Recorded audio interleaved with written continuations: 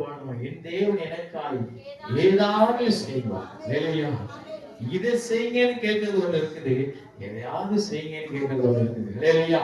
நாம் எப்படிப்பட்ட கூட்டத்துல இருக்கிறோம்? ஆண்டவரே ஏதாச்சும் செய்யுங்க ஆண்டவரே, எனக்கு ஏதாச்சும் செய்யுங்கப்பா. ஏன்னா எதை செஞ்சா நல்லா இருக்கணும் அவருக்கு தான் தெரியும். இல்லையா? எதை பேசினா நல்லா இருக்கணும் அவருக்கு தான் தெரியும். ஆண்டவர் தேவையானதை கொடுக்கிறவர், தேவையான நேரத்திலே தேவையானவர்களுக்கு தேவையானதை கொடுக்கிற தேவன் நாம் ஆராதிக்கிற தேவன். இந்த நாளிலும் கூட எஸ்தர் புத்தகத்திலே நாம் தியானிக்க இருக்கிறோம். எஸ்தர் 1ஆம் அதிகாரம் 2வது வசனத்தை நாம் வாசிக்க கேட்போம். அப்பொழுது ராஜாவை எஸ்தர் 1:2 ராஜாவாகிய ஆகாஸ்வேர் சூசான் அரண்மனையில் இருக்கிற தன் ராஜ்யத்தின் சிங்காசனத்தின் மேல் வீற்றிருந்தார். ராஜாவாகிய ஆகாஸ்வேரு. இந்த ராஜாவுடைய பேர் என்ன? ஆகாஸ்வேரு. ஆகாஸ்வேரு என்கிற ராஜா அரண்மனையிலே வீற்றிருந்தார். சூசான் என்கிற அரண்மனையிலே ராஜாவாக வீற்றிருந்தார். அந்த காலகட்டத்திலே நடந்த ஒரு சம்பவத்தை நாம் இப்பொழுது தியானிக்க இருக்கிறோம். ஆண்டவர் எஸ்தர் ராஜாத்தினுடைய வாழ்க்கையில இருந்து சில காரியங்களை நம்மோடு கூட அவர் கற்றுக் கொடுக்க விரும்புகிறார். அல்லேலூயா. ஜெபசிந்தியோடு கூட நாம் தியானிப்போம். ஆகாஸ்வேரு என்று சொல்லக்கூடிய ராஜா அரசாளுகிற அந்த சூழ்நிலையில அவர் எப்படிப்பட்ட அரசாழ்ந்து கொண்டிருந்தார் சொன்னால் 127 நாடுகளுக்கு அவர் அரசாழ்ந்து கொண்டிருந்தார். எத்தனை நாடு? 127 நாடுகளுக்கும் அவர் அரசாண்டு கொண்டிருந்தார். ராஜாவுடைய பெயர் ஆகாஸ்வேரு. இந்த ஆகாஸ்வேரு ராஜா அரசாண்டு கொண்டிருக்கிற அந்த சூழ்நிலையிலே அந்த ராஜாத்தியை அவருக்கு தேர்வு செய்யும்படியாக, நீங்க அந்த 1ஆம் அதிகார வேண்டுல போய் நல்லா வாசிங்க. ராஜாவுக்கு ஒரு ராஜகுமாரத்தை தேர்வு செய்யும்படியாக அங்கு உள்ளவர்கள் ஒரு யோசனை பண்ணுகிறார்கள். அந்த பட்டணத்தில் இருக்கிற அநேக பெண்களை அழைத்து வந்து அதுல யார் தேர்ச்சியானவர்கள் என்று சொல்லி ராஜாவுக்கு ஒரு பெண்ணை தேர்வு செய்ய வேண்டும் என்று சொல்லி அநேக பெண்களை அந்த இடத்துல அழைத்து வருகிறார்கள். அங்க நடந்த சம்பவம் அங்க நான் வாசிக்கிறோம். எஸ்தர் 2ஆம் அதிகாரம்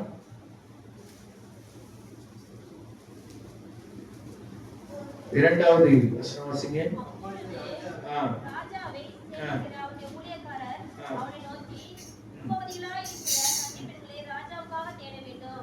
ராஜாவுக்காக என்ன செய்யணும்? தேட வேண்டும். ஒரு பெண்ணை என்ன செய்யணும்? தேட வேண்டும் என்று சொல்லி அவர்கள் தேடிக்கொண்டிருக்கிறார்கள். இந்த ராஜாவுக்கு ஒரு ராஜகுமாரத்தை தேட வேண்டும் என்று சொல்லி பட்டணம் எங்கில் இருக்கிற எல்லா பெண்களையும் அழைத்து வர சொல்லி தேடிட்டு இருக்கிறாங்க. அப்படி தேடிக்கொண்டிருக்கிற சமயத்துல நல்ல கவனிங்க. நான் ஒரு கதை போல இதை நான் என்ன செய்யறேன் உங்களுக்கு புரியும்படியே சொல்லுறேன். அப்படி தேடிக்கொண்டிருக்கிற சமயத்துல ராஜா அரண்மனையில இருக்கிறார். அந்த சூசான் என்று சொல்லக்கூடிய அந்த அரண்மனை வாசலில மொர்தெகாய் என்று சொல்லக்கூடிய ஒரு மனுஷன் இருக்கிறார். அவர் பெயர் மொர்தெகாய். மொர்தெகாய் என்று சொல்லக்கூடிய ஒரு மனுஷன் இருக்கிறார். இந்த மொர்தெகாய் யார் என்று சொன்னால், நேபுகாத்நேச்சார் பாபிலோன்ல அவர் சிறைப்பட்டு கொண்டு வரும் பொழுது சிறைபிடிக்கப்பட்டு வந்த அடிமைகளாகிய ஒருவர் தான் யாரு? மொர்தெகாய். இந்த மொர்தெகாய் அந்த அரண்மனை வாசலிலே அமர்ந்திருந்தார். இந்த மொர்தெகாய்க்கு ஒரு பிள்ளை இருந்தால் அவர் பேர் தான் எஸ்தர். பேர் என்னது? எஸ்தர். புரியுதா உங்களுக்கு? நான் கதை மாதிரி சொல்லுறேன். அந்த பிள்ளை யாருன்னா அந்த மொர்தெகாய்க்கு பிறந்த பிள்ளை அல்ல. அவர் அந்த 2ஆம் அதிகாரம் 7வது வசனத்தை வாசிங்க.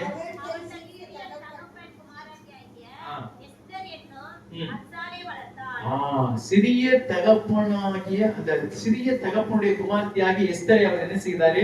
வளர்த்தார். தாகி தகப்பன் இறந்து போனோமே இவர் என்ன செய்கிறார்? எடுத்து வளர்க்கிறார். தன் மகளாக பாவித்து அந்த பிள்ளையை வளர்க்கிறார். அந்த பிள்ளை தான் யாரு? எஸ்தர். புரியுதா உங்களுக்கு? சூசான் என்கிற அரண்மனை இருக்கிறது. அந்த அரண்மனையிலே ராஜாவாக யார் இருக்கிறார்? ஆகாஸ்வேரு இருக்கிறாரு. அந்த அரண்மனை வாசலில மொர்தெகாய் இருக்கிறார். அந்த மொர்தெகாய் யாரு? அடிமையை அழைத்து வரப்பட்டவர். மொர்தெகாய் கூட வளர்க்கப்பட்ட பெண் எஸ்தர். இந்த மொர்தெகாய் எஸ்தரும் இருக்கிறாங்க.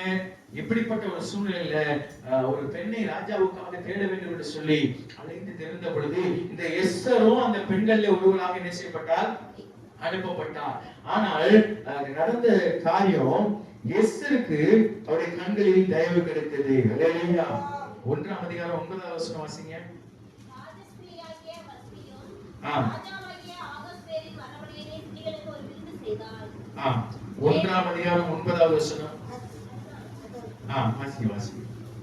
ஏழாம் நாளிலே ராஜா ராஜரசத்தினால் களிப்பாயிருக்கும்போது மகாரூபவதியாயிருந்து ராஜஸ்திரியாகிய வஸ்தியின் சௌந்தரியத்தை ஜனங்களுக்கும் பிரபுக்களுக்கும் காண்பிக்கும்படி ராஜபீடம் வைக்கப்பட்டவளாக அவளை ராஜாவுக்கு முன்பாக அழைத்து வர வேண்டும் என்று ராஜாவாகிய அகாஸ்வேரின் சமூகத்தில் சேர்க்கிற கவனிங்க. வஸ்தி என்று சொல்லப்படுகிற அந்த பெண் வராதது நிமித்தமாக இந்த ராஜகுமாரத்தை தேர்ந்தெடுக்க வேண்டும் என்று சொல்லி அவர்கள் முடிவு செய்கிறார்கள். இல்லையா?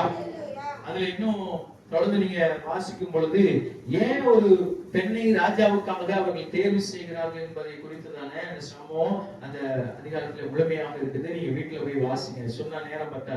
அப்போ வஸ்தி என்று சொல்லக்கூடிய அந்த மனைவியானவள் வராத ஒரு சூழ்நிலையில, கணவருக்கு கீழ்ப்படியாத ஒரு சூழ்நிலையில ஒரு ராஜகுமாரத்தையை தேர்வு செய்ய வேண்டும் என்று சொல்லி இந்த பெண்ணை என்ன செய்யறாங்க, தேர்வு செய்ய முடிவு செய்து அநேக பெண்களை கூட்டி சேர்க்கும் பொழுது அங்க எஸ்தரும் என்ன செய்யறாங்க இருக்கிறாங்க. இந்த எஸ்தர் அடிமையாய் கொண்டு வரப்பட்ட ஒரு பெண்ணுன்னு சொல்லி நாம் பார்த்தோம். 2ஆம் அதிகாரம் 5வது வசனம் வாசிங்க. அப்பொழுது சூசான் அரண்மனையிலே பென்யமீனாகிய கீசின் குமாரன் சீமோனுடைய மகனாகிய யாவீரின் குமாரன் மொர்தெகாய் என்னும் பேருள்ள ஒரு யூதன் நான் சொன்னதுதான் இப்ப வாசிக்கிறாங்க. அந்த அரண்மனை வாசல்ல மொர்தெகாய் என்று சொல்லக்கூடிய ஒரு யூதன் இருந்தார். அவர் அடிமையாய் கொண்டு வரப்பட்ட அவர் இருக்கிறார். இப்படி 9வது வசனத்தை சேர்த்து வாசிங்க. 2:9. இந்த பெண் அவன் பார்வைக்கு நன்றாய் இருந்ததினால் அவளுக்கு அவன் கண்களிலே தயை கிடைத்தது. அவன் கண்களில் தயவு கிடைத்தது. இப்போ ராஜகுமாரத்தை தேர்வு செய்யும்படியாக அநேக பெண்களை கொண்டு வராங்க. அநேக பெண்ணும் அங்கிருந்து நல்லா சாப்பிட்டு வளர்ந்த பெண்கள். ஆனா எஸ்தர் எப்படிப்பட்டவள்? அடிமையாய் கொண்டு வரப்பட்ட பெண். அந்த பெண்ணும் அங்க இருக்கிறான். ஆனா காரியம் என்ன நடந்துச்சு தெரியுமா? ராஜாவுக்கு தேர்வு செய்யப்பட்ட பெண் அந்த எஸ்தரா இருந்தார். இல்லையா? காரணம் அவருடைய கண்களிலே தயவு கிடைத்தது என்று சொல்லி நான் வாசிக்கிறோம். அது அந்த வசனத்துல மறுபடியும் வாசிக்க கேட்போம். அவன் கண்களில் தயை கிடைத்தது. யாருடைய கண்கள்ல? ராஜாவுடைய கண்கள்ல எஸ்தர் ராஜாவுக்கு ஒரு தயவு கிடைத்தது. இல்லையா? அடிமையாய் கொண்டு வரப்பட்ட அந்த எஸ்தர் என்கிற இந்த பெண்ணிற்கு ஒரு தயவை ஆண்டவர் பாராட்டினார். இல்லையா? எந்தெந்த அடிமைத்தனத்திலே நாம் இருக்கிறோமோ அடிமைத்தனத்திலே இருக்கிறவர்களுக்கு ஒரு தயவை பாராட்ட ராஜாதி ராஜா இருக்கிறார். இல்லையா? அவரிடத்திலே நாம் வந்து நிற்போம் என்று சொன்னால் அவர் தயவு பாராட்டுகிற தேவனாக இருக்கிறார். எந்த அடிமைத்தனத்திலே இருப்போம் என்று சொல்லி நான் அடிமையிலே இருப்பேன், அப்படியே இருப்பேன் என்று சொல்லி இருக்காமல் ராஜாவிற்கு முன்பாக வந்து நிற்கும் பொழுது பெண்ணிற்கு தயவு கிடைத்தது போல நாம் சர்வ வல்லமுள்ள தேவனுக்கு முன்பாக நாம் வந்து நிற்கும் பொழுது நம்முடைய அடிமைத்தனத்தை அவர் என்ன செய்வார்? மாற்றி போடுவார். அவருடைய கண்கள் என்ன செய்யும்? தயவு கிடைக்கும். இந்த எஸ்தர் ராஜாவுக்கு அந்த ராஜாவுடைய கண்கள் என்ன செய்தது? தயவு கிடைக்குது. அப்போ திக்கற்றவர்களுக்கு ஒரு தயவை ஆண்டவர் என்ன செய்கிறார்? உண்டு பண்ணுகிறார். அடிமையாய் கொண்டு வரப்பட்டு இருந்த அந்த பெண்ணிற்கு ஒரு தயவை ஆண்டவர் உண்டு பண்ணினார். அல்லேலூயா. 2ஆம் அதிகாரம் 10வது வசனம் வாசிங்க.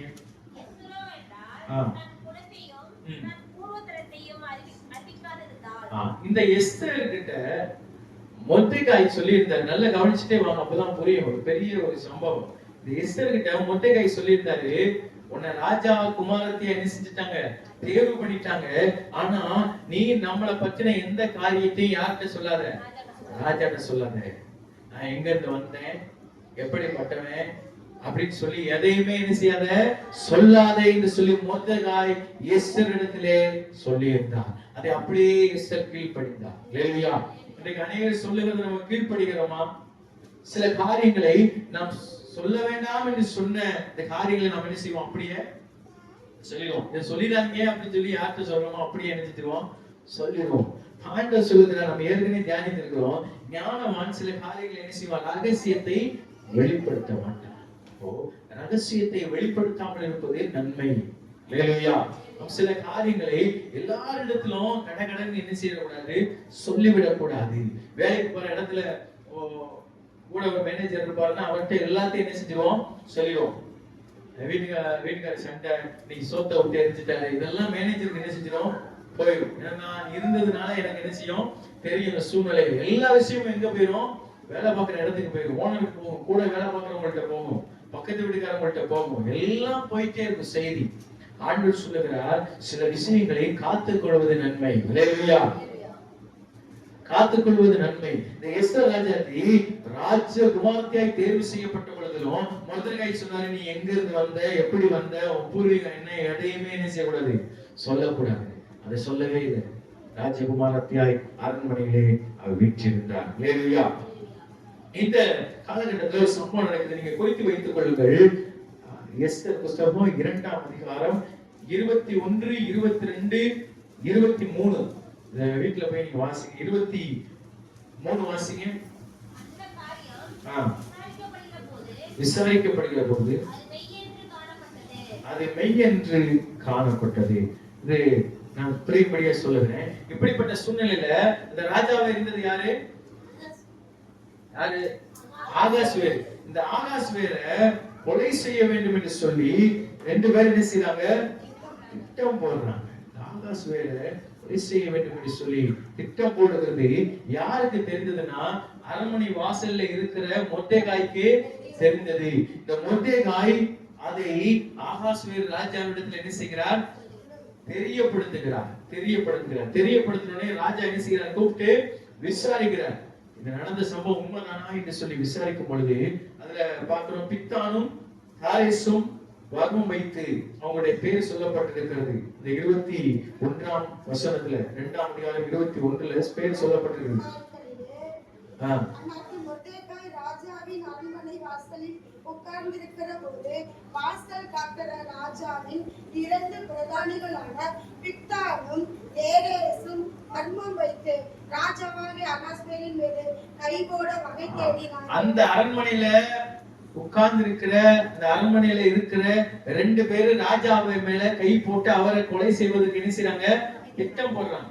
இந்த திட்டம் மொர்தெகாய்க்கு தெரிந்தது நிமித்தமா அதை ராஜாவுக்கு என்ன செய்கிறார், தெரியப்படுத்துகிறார். ராஜா கூப்பிட்டு விசாரிக்கிறார், இது உண்மைதானா அப்படின்னு சொல்லி விசாரிச்சுட்டு அது உண்மை என்று சொன்னோடனே அந்த 2 பேரும் என்ன செய்றாங்க, தூக்கல போடுறாங்க. கதை மாதிரி நான் சொல்லிட்டே வரேன். 2 பேரை தூக்கல போட்ட உடனே அந்த 2 பேர் செஞ்ச வேலைக்கு அந்த பொறுப்புக்கு ஒருத்தர் என்ன செய்யணும், நியமிக்கணும். பார்த்தாங்க, ஆமான் என்று சொல்லக்கூடிய ஒருவனை அந்த பொறுப்புல இந்த ராஜா என்ன செய்றாரு, வைத்தார். இந்த பொறுப்புக்கு யார் வந்தா, ஆமான். நல்ல பேரெல்லாம் நல்லா ஞாபகம் வச்சுக்கணும்.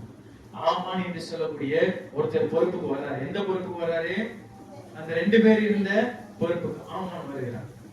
இந்த ஆமான் அந்த அரண்மனை வாசலுக்குள்ள வரும் பொழுது எல்லாரும் அந்த ஆமானுக்கு எதிர்த்து என்ன செய்வாங்க, வணக்கம் சொல்லுவாங்க, அவரை பணிந்து கொள்வாங்க. வீர அதிகாரி என்ன செய்வாங்க, பணிந்து கொள்வாரு. ஆனால் இந்த மொர்தெகாய் எங்க உட்கார்ந்திருந்தாரு, அரண்மனை வாசல்ல. இவர் ஒரு நாள் அவர் வரையில எந்திரிச்சு நிக்கவும் மாட்டாரு, அவரை பணிந்து கொள்ளவும் மாட்டார். ஏன் அப்படின்னா, யூதர்களுக்கு ஒரு வணக்கம் உண்டு, வணங்குவதற்குரிய தேவன் சர்வவல்லமையுள்ள தேவன். அல்லேலூயா. அவரை மட்டுமே வணங்குவார்கள், அவரை மட்டுமே ஆராதிப்பார்கள். அல்லேலூயா.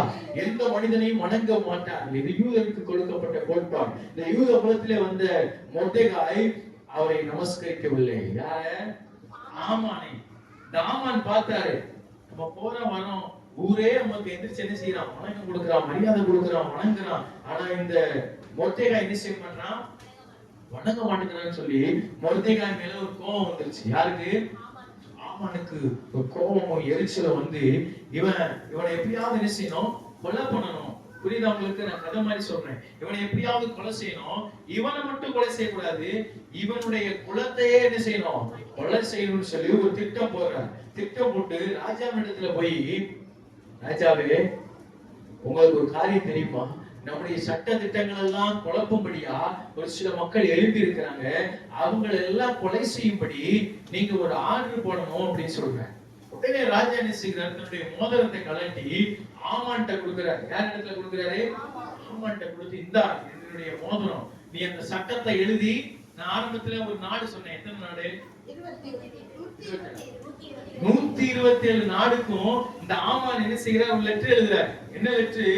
இந்த யூதர்கள் எங்கெங்கெல்லாம் இருக்கிறாங்களோ அவங்க எல்லாம் கொலை செய்யுங்கன்னு சொல்லி ஒரு லெட்டர் எழுதி இந்த ராஜாவுடைய மோதிரத்துல ஒரு முத்திரையை குத்திட்டார். குத்தி எல்லா நாட்டுக்கும் அனுப்பிட்டார். அங்கங்க எல்லாரும் பயத்தோடு கலக்கத்தோடு இருக்கிறாங்க. இந்த லெட்டர் அங்கங்க சுத்தி மறுபடியும் சூசான் அரண்மனைக்கு என்ன செய்கிறது, வருகிறது.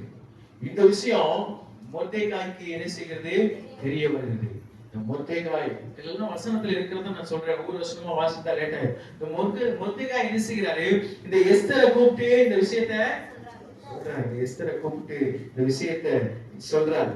அப்போ அந்த வசனத்தை வாசிங்க. எஸ்தர் 4ஆம் அதிகாரம் 14வது நீ வசனம். இந்த காலத்தில் மௌனமாய் இருந்தால் யூதருக்கு சகாயமும் ரட்சிப்பும் வேறொரு இடத்திலிருந்து எழும்பும். அப்பொழுது நீயும் உன் தகப்பன் குடும்பத்தாரும் அழிவீர்கள். நீ இப்படிப்பட்ட காலத்தில் இந்த எஸ்தர் இடத்துல மொர்தெகாய் போய் சொல்லுகிறார், எஸ்தரே நீ போய் ராஜாட்ட இந்த காரியத்தை மாற்றும்படியாய் சொல்லு அப்படின்னு சொல்லி.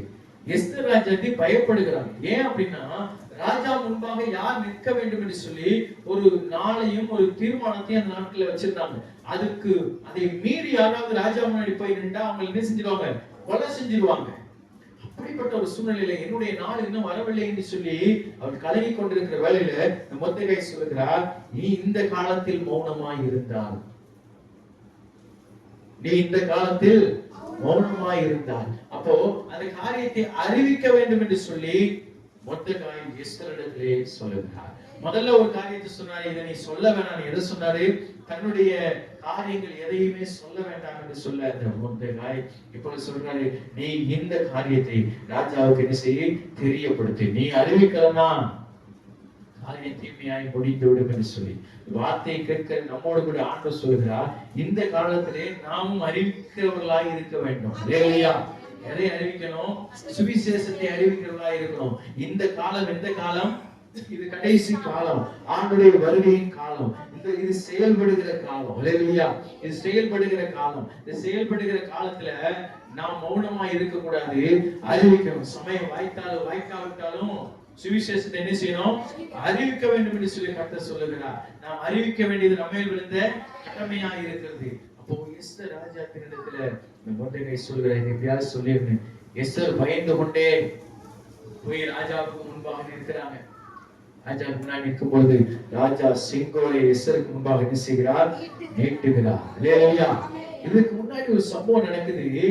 அந்த எஸ்தர் இடத்துல நீ மௌனமா இருக்காத அறிவின்னு சொல்லி மொர்தெகாய் சொன்ன உடனே இந்த எஸ்தர் ஒரு காரியத்தை சொல்றாங்க. எஸ்தர் 4ஆம் அதிகாரம் 16வது வசனம் வாசிங்க. நீ போய் ஆண்கள் புக்கை யாராவது வாசிங்க. எஸ்தர் 4:16. நீ போய் சூசானில் இருக்கிற யூதரை எல்லாம் கூடி வர செய்து 3 நாள் அள்ளும் பகலும் புசியாமலும் குடியாமலும் இருந்து உபவாசம் பண்ணுங்கள்.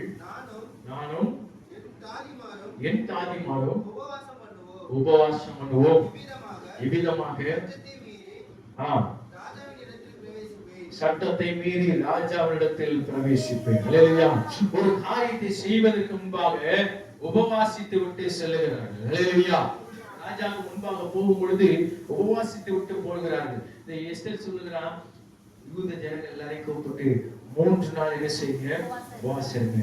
நானும் 3 நாள் உபவாசம் இருக்கிறேன் அப்படின்னு சொல்லி உபவாசம் இருந்து விட்டு ராஜாவின் முன்பாக போகும் பொழுது செங்கோல் நீட்டப்படுகிறது. எஸ்தருக்கு முன்பாக செங்கோல் நீட்டப்படுகிறது.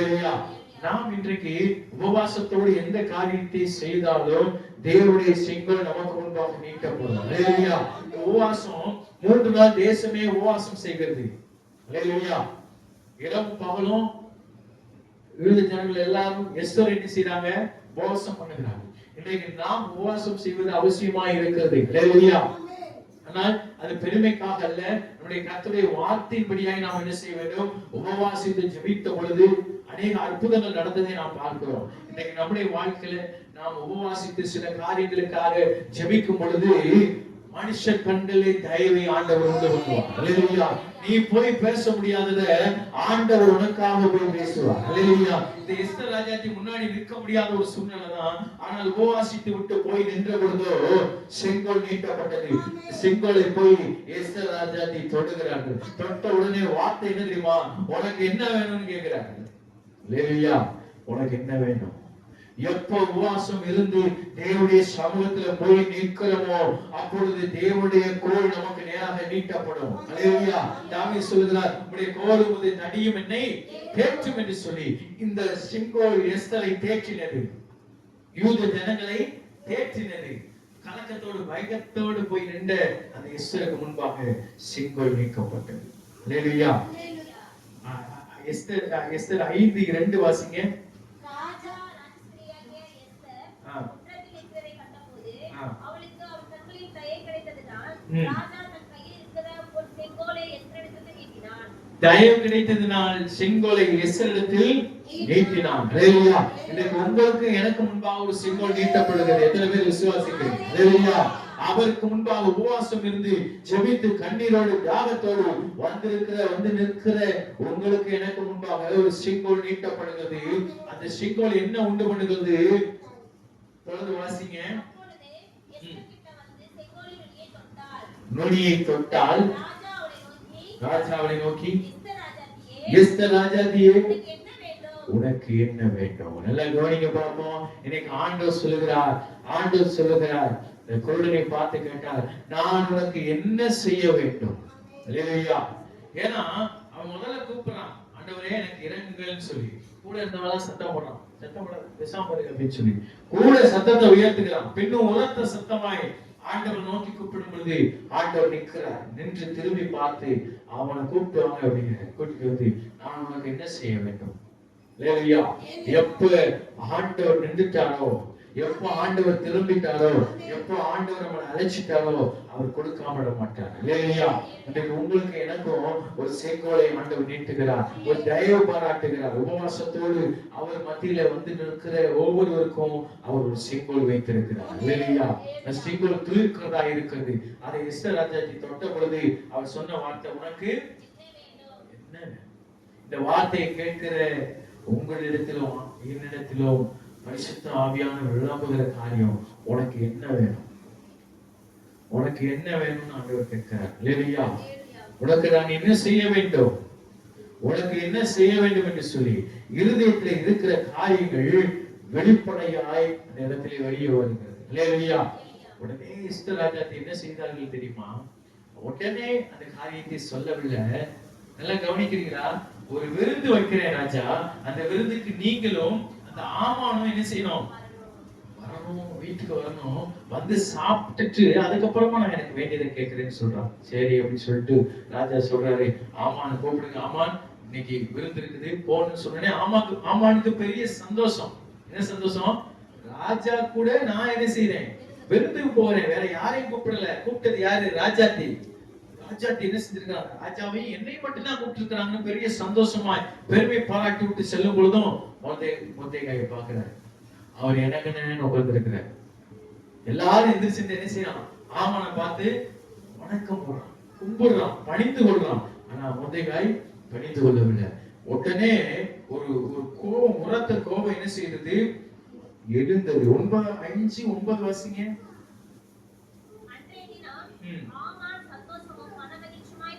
சந்தோஷமும் மனமகிழ்ச்சியுமாய் புறப்படுறான். என்ன சந்தோஷம்? ராஜா கூட சேர்ந்து சாப்பிட போறேன்னு ஒரு சந்தோஷத்தோட புறப்படுறான். அந்த வாசல்ல இருக்கிற மொர்தெகாய் தனக்கு முன் எழுந்திராமலும் அசையாமலும் ஆமான் கண்டபொழுது மொர்தெகாய் மேல் உக்கிரம் நிறைந்தவனானான். அல்லேலூயா. உக்கிரமாயிட்டான். கோபம், பயங்கரமான கோபம் வந்துருச்சு.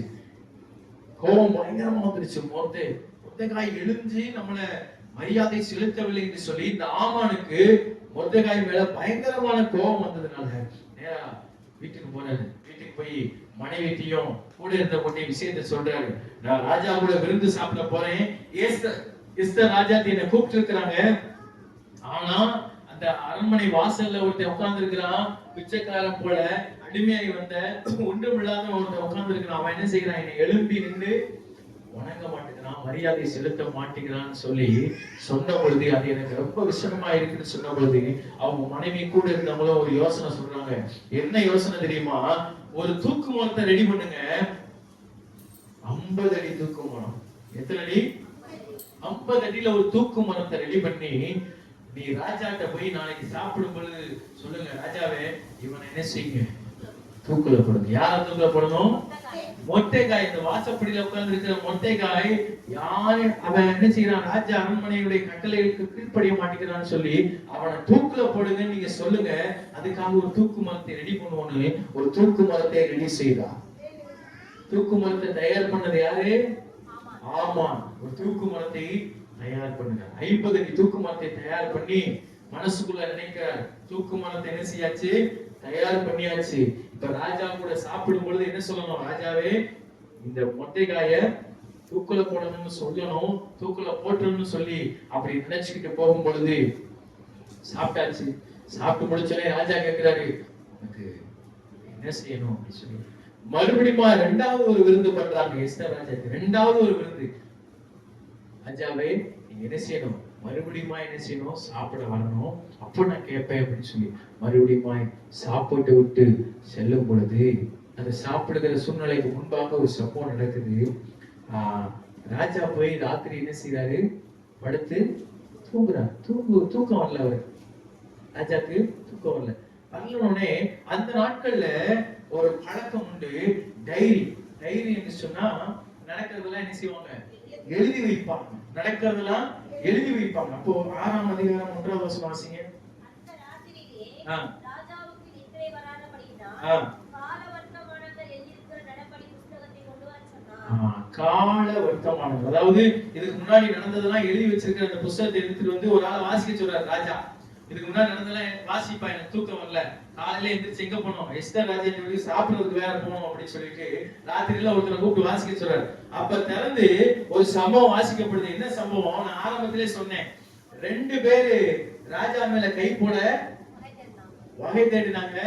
அவங்கள மொர்தெகாய் ராஜாவுக்கிட்ட சொன்னதுனால அவங்கள தூக்குல ராஜா போட்டாருன்னு சொல்லி அந்த சம்பவத்தை என்ன செய்யறாங்க, வாசிக்கிறாங்க. கொஞ்ச நாட்களுக்கு முன்னாடி இப்படி ஒரு சம்பவம் நடந்துச்சுன்னு சொல்லி வாசிக்கும் போது ராஜா சொல்றாங்க, நேத்து அத எனக்கு தெரியப்படுத்தினது யாரு அப்படின்னு சொல்லும் பொழுது சொல்றாங்க, மொர்தெகாய் என்று சொல்லப்பட்ட யூதர் தெரியப்படுத்தினான்னு சொல்லும் போது ராஜா சொல்றாரு, அவனுக்கு ஏதாவது பிரைஸ் கொடுத்தீங்களான்னு கேட்கிறாரு. இல்லையா, அவனுக்கு ஏதாவது பரிசு கொடுத்தீங்களா அப்படின்னு சொல்லி. ஒண்ணும் கொடுக்கல அப்படின்னு சொன்னேன். ராஜா அந்த காரியத்தை மனசுல வச்சுட்டு இருக்கிறார். மறுநாள் ஆகுது. வேகமா அங்க இருந்து ஆமான் வர்றார். ஆமான் யாரு? தூக்கு மேலேயே ரெடி பண்ணிட்டு வராரு. இன்னைக்கு போய் என்ன செஞ்சிடணும், மொர்தெகாய தூக்குல போட சொல்லி வேகமா வரும்பொழுது ராஜா கேட்கிறாரு, ராஜாவே நான் ரொம்ப மனமகிழ்ச்சியா இருந்து ராஜா ஒருத்தனை கனப்படுத்தி ஒருத்தனை உயர்த்தி அவனை பெரிய மகிமைப்படுத்தணும்னா அவனுக்கு என்ன செய்யணும்னு கேட்கிறாரு. ஆமான் என்ன கேட்கிறாரு, நான் ஒருத்தன் மேல ரொம்ப சந்தோஷமா இருக்கிறேன், அவனை கனப்படுத்தி உயர்த்தி மகிமைப்படுத்தணும்னா என்ன செய்யணும்னு கேட்கிறாரு. இந்த ஆமானுக்கு ஒரு மனசுக்குள்ள ஒரு எண்ணம் என்னன்னா, நம்மளத்தான் சொல்றாரு, நம்ம தான் இந்த அரண்மனையில என்ன செய்கிறோம், அதிகாரியா இருக்கிறோம், நம்மளத்தான் ராஜா என்ன செய்ய போறாரு, கனப்படுத்த போறாரு, உயர்த்த போறாருன்னு சொல்லிட்டு ராஜாவே ஒரு குதிரைய எடுத்து அவனுக்கு நல்ல ராஜவஸ்திரம் தரித்து அந்த குதிரை மேல ஏத்தி ஊரெல்லாம் உலா கூட்டிட்டு வந்து அவனை மகிமைப்படுத்தணும் அப்படின்னு சொல்லி ஆமான் சொல்லுகிறார். அவனுக்கு செய்யணும்னு சொல்லி ஆமான் சொல்லுகிறார். உடனே ராஜா என்ன சொல்றாரு தெரியுமா, அதே மாதிரி ஆமானே இந்த வாசல்ல உட்கார்ந்திருக்கான் மொர்தெகாய், நீ போய் அவனை கூப்பிட்டு இதே மாதிரி பண்ணு அப்படிங்கிற. புரியுதா உங்களுக்கு? இவன் நினைச்சு வந்தது என்ன, அவனை தூக்கி தூக்கு மரத்துல போடணும்னு நினைச்சு வந்தான். இந்த காரியம் எப்படிப்பட்டது, மாறுதலாய் முடிந்தது. இங்க ராஜா சொல்லுகிறார், அந்த மொர்தெகாய்க்கு அப்படிப்பட்ட காரியத்தை செய்யணும். உடனே போய் மொர்தெகாயை அழைத்து ராஜ வஸ்திரம் தரித்து குதிரையின் மேல் ஏற்றி அந்த பட்டணத்திலே உலா வந்து அவனுடைய கனத்தை என்ன செய்தாரு, ராஜா உயர்த்தினார். இது ஆமானுக்கு ரொம்ப ரொம்ப விஷயமா இருந்தது. என்ன செய்யறதுனே தெரியாத ஒரு சூழ்நிலையில அதுக்கப்புறம் எஸ்தர் ராஜாத்தி இந்த காரியத்தை வெளிப்படுத்துகிறார். ராஜாவிடத்துல போய், ராஜாவே இப்படிப்பட்ட காரியங்கள் இருக்குதுன்னு சொல்லி அதை வெளிப்படுத்துகிறார். அதுல 6வது 7ஆம் அதிகாரம் 9-10 வாசிங்க.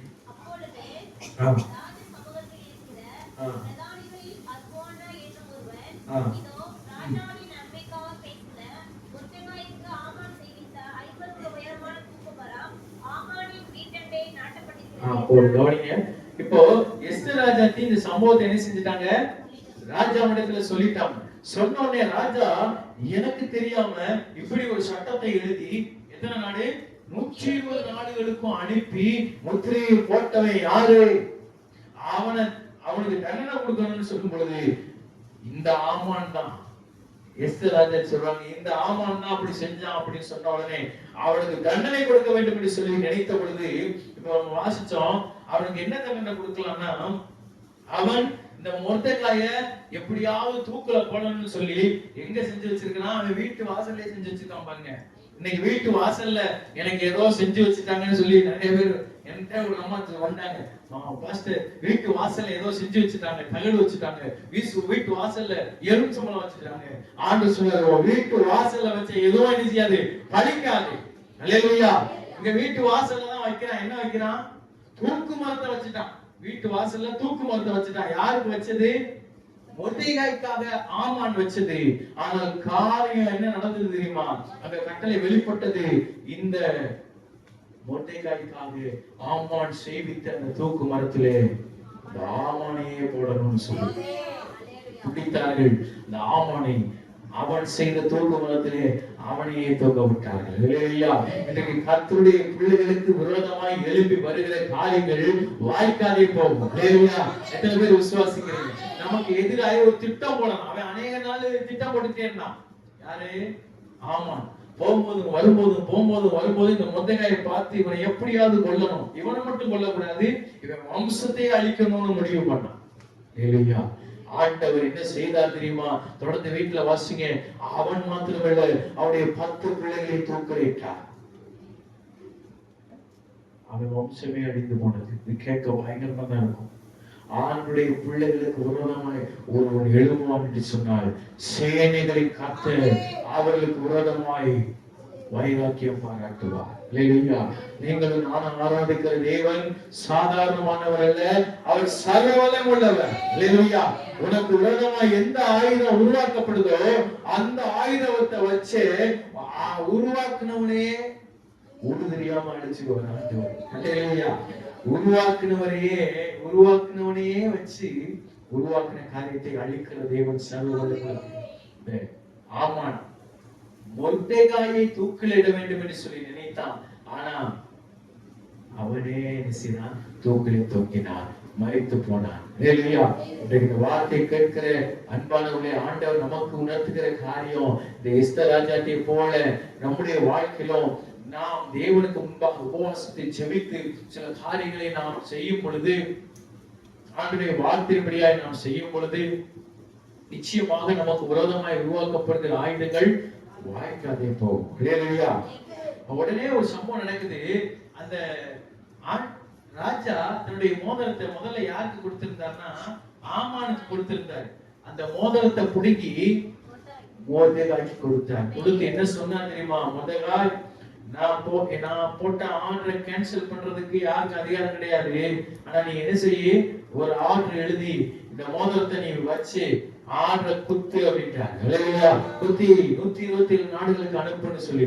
மாத்திரமல்ல, மொர்தெகாய்க்கு என்ன நடந்தது தெரியுமா? ராஜ வஸ்திரம் தரித்து சூசான் அரண்மனையில அவர் உள்ளே அங்கீகரிக்கப்பட்டார். அதுக்கு முன்னாடி அவர் இருந்த இடம் தெரியுமா? வாசல்ல. அநேக நாட்கள் வாசல்ல இருந்தாரு. ஆனா வாசல்ல இருந்தவரு ஒரு நாள் 2 நாள் அந்த ஆமானை எந்திரிச்சு ஒரு கும்பிடு போட்டு இருந்தாருன்னா உள்ள வந்திருக்கலாம். அவர் போடல. நான் என் தேவனை தவிர யாரையும் என்ன செய்ய மாட்டேன், வணங்க மாட்டேன் என்று சொல்லி பக்தி வைராக்கியம் பாராட்டின நிமித்தமாக தேவன் ஒரு நாள் வந்தது.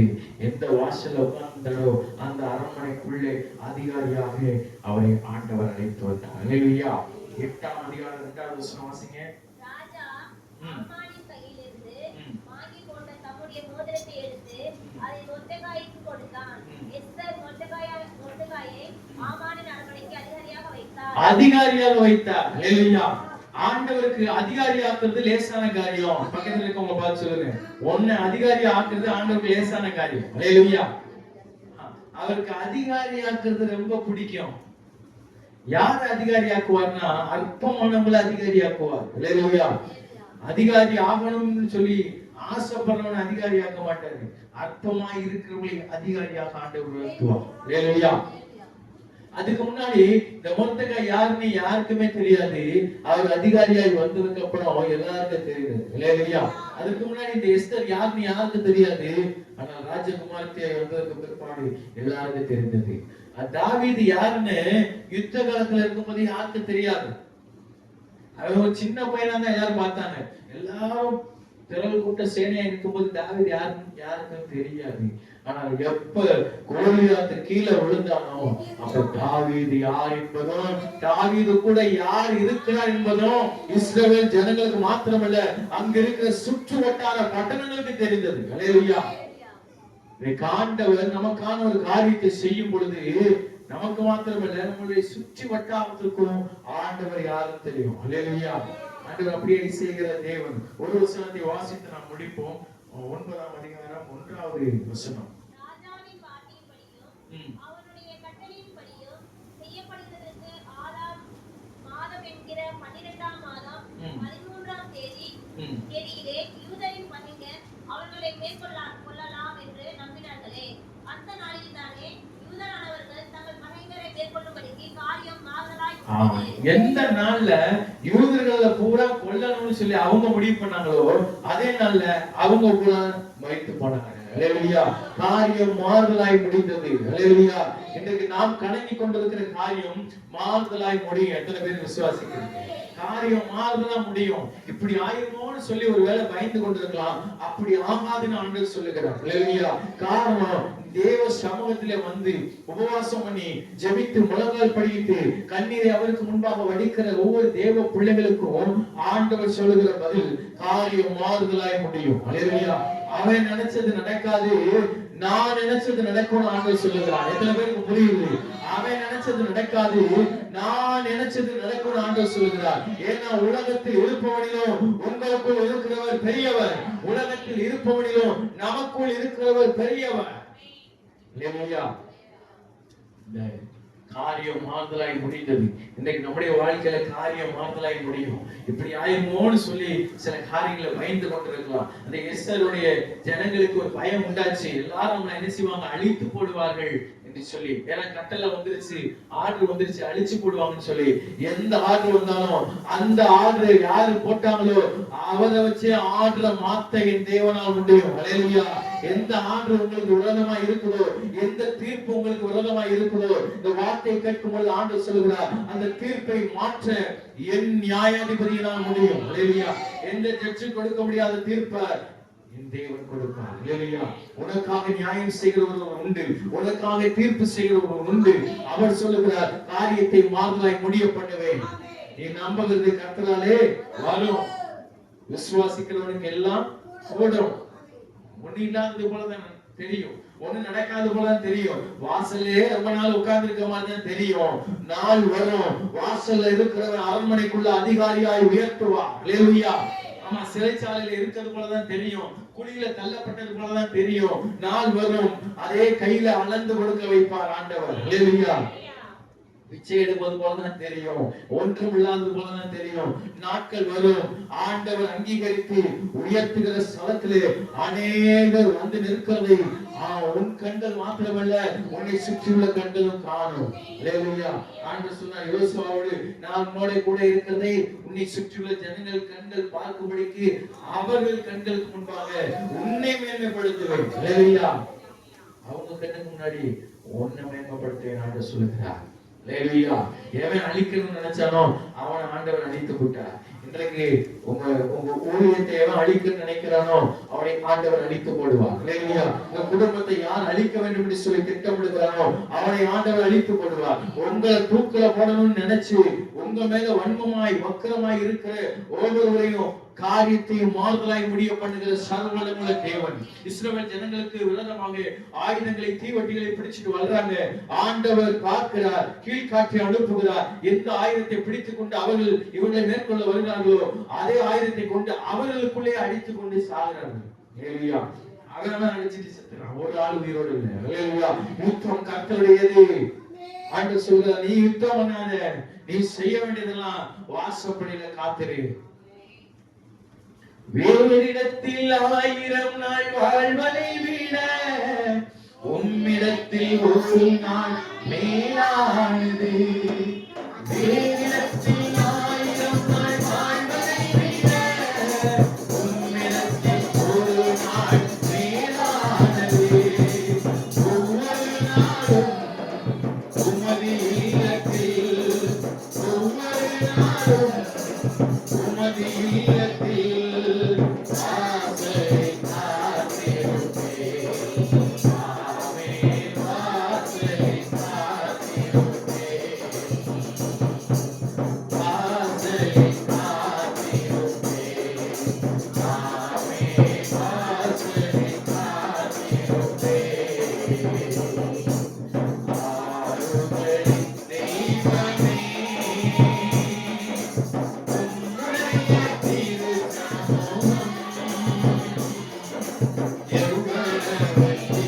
திருநாமம் எவ்வளவு இன்பமானது. ஆமென், எவ்வளவு இன்பமானது. எவ்வளவு இன்பமானது. ஆமென், எவ்வளவு இன்பமானது. அல்லேலூயா. இன்பத்தை கொடுக்கிற இயேசு சொல்லுகிறார், அந்த மொர்தெகாய்க்கு விரோதமாய் ஒரு தூக்குமடைய அவன் வீட்டு வாசல்லையே நிறுத்தி வைத்திருந்தான். நீங்க உன் வீட்டு வாசல்ல வெளியில வர முடியாத ஒரு சூழ்நிலையில எது உன்னை மேற்கொண்டு இருந்தாலும் ஆண்டவர் சொல்லுகிறார், காரியமாகலாய் முடியும். அல்லேலூயா. உபவாசம் பண்ணி ஆண்டுடைய சமூகத்தில் காத்திருந்தால் இந்த காரியத்தை மாறுதலாய் முடிய பண்ண என் தேவனால் போதும். அல்லேலூயா. உனக்கு விரோதமாய் உருவாக்கப்படுகிற ஆயுதம் வாய்க்காதே போகும். ஏன்னா அந்த ஆயுதம் உனக்கு வாய்க்காது, அவனுக்கு வாய்ச்சிடும் ஆண்டவர் சொல்லுகிறார். அல்லேலூயா. எவன் சொல்றான், எனக்கு பாஸ்டர் எனக்கு எவனோ ஏதோ வச்சுட்டான். சொன்னார், எவனோ ஏதோ வச்சுட்டான். வச்சவனுக்கு ஆண்டவர் என்ன செஞ்சுவாரு? நியாயம் செய்வார். அல்லேலூயா. நீ யுத்தம் பண்ண தேவையில்லை. நீ செய்ய வேண்டியது ஒண்ணே ஒண்ணு, அவருடைய பாதத்திலே காத்திருந்து ஜெபிப்பா என்று சொன்னாள். ஆண்டவர் உனக்காக யுத்தம் செய்வார். அல்லேலூயா. உனக்கான காரியங்களை அவர் செய்து முடிப்பார். ஈஸ்வருக்கும் மொர்தெகாய்க்கும் அந்த தேசத்துல ஒரு பெரிய நன்மையை உண்டு பண்ணி அந்த யூத ஜனங்களுக்கு ஒரு மேன்மையை ஆண்டவர் உண்டு பண்ணினது உண்மையானதான். இன்றைக்கு உங்களுடைய வாழ்க்கையில, என்னுடைய வாழ்க்கையிலும் எப்பேற்பட்ட அடிமைத்தனத்துல, எப்பேற்பட்ட இல்லாத ஒரு சூழ்நிலையில, எப்பேற்பட்ட ஒரு தாழ்மையான கோலத்துல இருந்தாலும் அந்த கோல் உங்களுக்கு நேராக நீட்டப்படுகிறது. அல்லேலூயா. அந்த ராஜா எஸ்தருக்கு முன்பாக நீட்டின கோல் போல இன்றைக்கு உங்களுக்கு முன்பாக ராஜாவுடைய கோல் நீட்டப்படுகிறது. நான் உனக்கு என்ன செய்ய வேண்டும் என்று சொல்லி விசுவாசத்தோடு, ஆண்டவரே இந்த காரியத்துல எனக்கு செய்யுங்க ஆண்டவரே, இந்த காரியம் எனக்கு பயமா இருக்கிறது. அந்த தூக்கை கண்டு பயத்தோடு கூட திகளோடு கூட காரியத்தை வெளிப்பட்டி சொன்ன பொழுது இந்த தூக்குமடை மாறுதலாய் முடித்தது. அதே போல இன்றைக்கு ஆண்டவருடைய சமூகத்திலே, ஆண்டவரே இந்த காரியம் இப்படி இருக்குன்னு சொல்லி ஆண்டவரிடத்திலே சொல்லுவோம் என்று சொன்னால் நிச்சயமாக ஆண்டவர் செய்து முடிக்க வல்லவராக இருக்கிறார். அல்லேலூயா. காரியத்தை மாற்றி போடுவார். கலங்காதே, திகையாதே, கர்த்தர் உன்னை கைவிட மாட்டார். காரியத்தை மாற்றி போடுவார். இந்த காரியம் கர்த்தரால் வந்தது. சில காரியம் யாரோலவே வந்துட்டு இருக்குது. அவங்கனால இந்த காரியம் வந்துருச்சு, இவங்கனால இந்த காரியம் வந்துருச்சு, அவங்கனால இந்த காரியம் வந்துருச்சுன்னு சொல்லி கலங்கி கொண்டிருக்கலாம். கர்த்தரால் ஒரு காரியம் வரப்போகிறது. எத்தனை பேர் விசுவாசிக்கிறீங்க? அல்லேலூயா. கர்த்தரால் ஒரு காரியம் வரப்போகிறது. உங்களுடைய வாழ்க்கையில இதுவரையில் இல்லாத ஒரு காரியத்தை கர்த்தர் செய்வார். இந்த காரியத்தை மாறுதலாய் முடிப்பார். நிச்சயமாகவே முடிவு உண்டு. உன் நம்பிக்கை வீண் போகாது. ஏன்னா நீ நம்புகிறவர் உண்மை உள்ளவர், நம்புகிறவர் உயிரோடு இருக்கிறவர். நான் ஆராதிக்கிற தேவன் சர்வ வல்லமுள்ளவர். அவர் உயிரோடு இருக்கிறவர். உயிரோடு இருக்கிறவர் உங்களோடு இருக்கிறார். எத்தனை விசுவாசிக்கிறீங்க? அல்லேலூயா. நம்மோடு இருக்கிற தேவன் சர்வ வல்லமுள்ளவர். எல்லாவற்றையும் அவர் பாதுகாத்துக் கொள்வார். கண்களை மூடி ஜெபிப்போம். எங்களை நேசிக்கிற அன்பின் பிதாவே, நன்றியோடு துதிக்கிறோம், சோதரிக்கிறோம். இந்த நாளிலே கேட்ட வார்த்தையின்படியாய் எங்களுக்கு விரோதமாய் உருவாக்கப்படுகிற ஆயுதங்கள் வாய்க்காதே போவதற்காக உமக்கு ஸ்தோத்திரம். ஆண்டவரே, காரியத்தை மாறுதலாய் முடிக்கப்படுவதற்காக ஸ்தோத்திரம். மனுஷ கண்களை தயவுகளை உண்டு பண்ண போவதற்காக உமக்கு ஸ்தோத்திரம். வார்த்தை கேட்ட ஒவ்வொருவரையும் ஆசீர்வதி, பலப்படுத்துங்க, கிருபை செய்யுங்கப்பா. சகல துதி, கன, மகிமை எல்லாவற்றையும் ஒருவருக்கு செலுத்தி மீட்பர் இயேசு கிறிஸ்துவின் நாமத்தில் ஜெபிக்கிறோம், ஜீவனுள்ள நல்ல பிதாவே. ஆமென்.